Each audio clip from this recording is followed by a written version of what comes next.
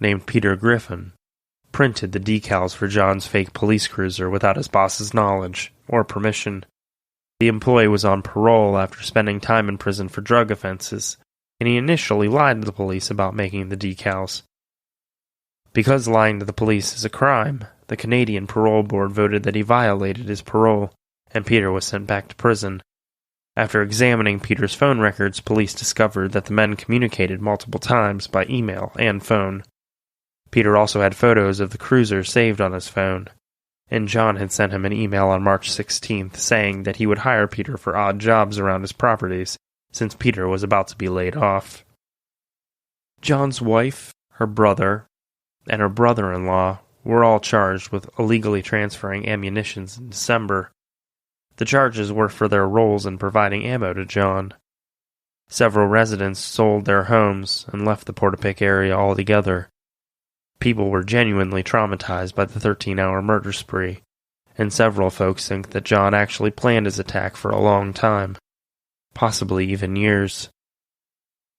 Locals were outraged that the police did not evacuate the area, and they didn't even issue a public alert. The only notification the public really received about the incident was a few posted tweets about avoiding certain areas. It wasn't until the following day that an active shooter alert was sent out to the public. On Twitter, the first tweet went out at 11:32 p.m., when the Nova Scotia RCMP said they were responding to a firearms complaint in Portapique, asking local residents to avoid the area if possible and to lock their doors.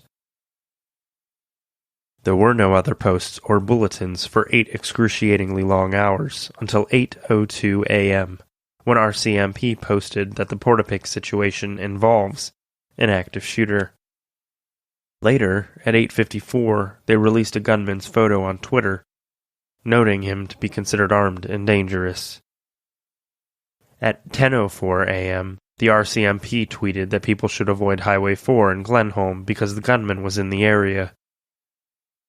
13 minutes later, they tweeted again that the gunman may be driving a vehicle that looks like an RCMP cruiser and is wearing what looks like an RCMP uniform.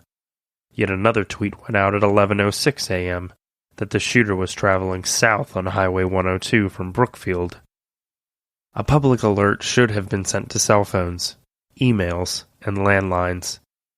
Why was there no notification like that sent out? So many victims may have been spared. Residents may have decided to hold off on their morning walks and errands, waiting for an all-clear from police.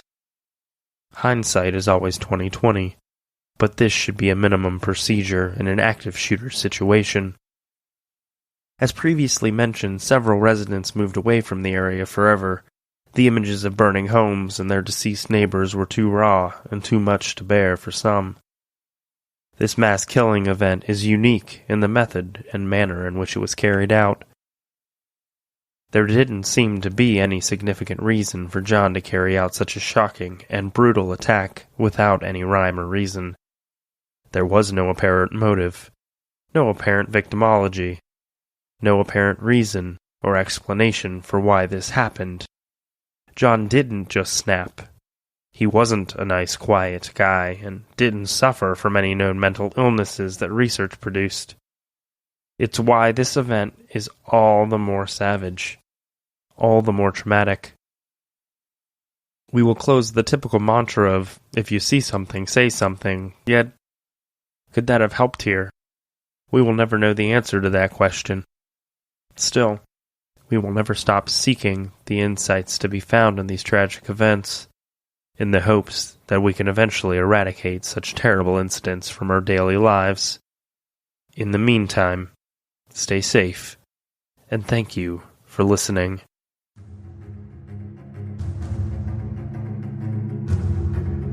Thank you for listening to today's episode of Active Shooter, the podcast. Remember, if you see something, say something. There's no telling how many lives you may be saving. A huge thank you to Darren Curtis, who composed some of the music used in this episode. Check him out at darrencurtismusic.com. DARRENCURTIS music.com. active shooter. Reports of an active shooter. Active shooter. Active shooter. Mass casualty incidents.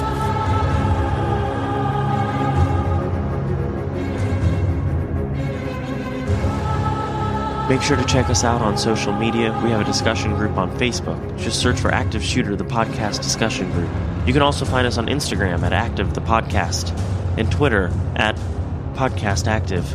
For just $1 a month, you can get access to ad-free episodes, early release episodes when available, and a shout-out on the show.